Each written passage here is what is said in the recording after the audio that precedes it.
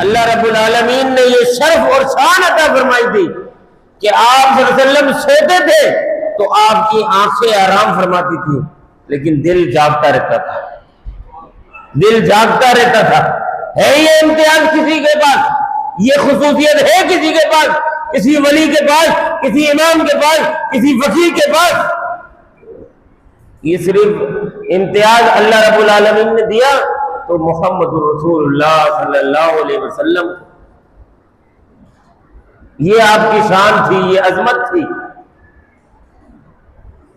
اس شان اور عظمت کے ہوتے ہوئے لوگ رسول اللہ صلی اللہ علیہ وسلم کی بناوٹی شان اور عظمتیں بیان کرتے ہیں، ان کو اللہ کے کلام پر اور محمد رسول اللہ کے فرمان پر ان کو اطمینان نہیں ہوتا، اپنی طرف سے من گھڑت باتیں بناتے ہیں، عجیب عجیب سے فضیلتوں کے معاملات غلو کرتے ہیں۔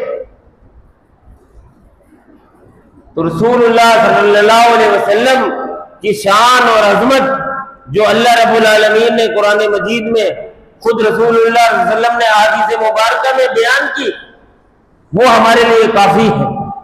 تو رسول اللہ کی ذات ہمارے لیے حرف آخر ہے، آپ کی بات ہمارے لیے حرف آخر ہے۔ اب اس کے آ جانے کے بعد ہمیں کسی چیز کی ضرورت نہیں ہے۔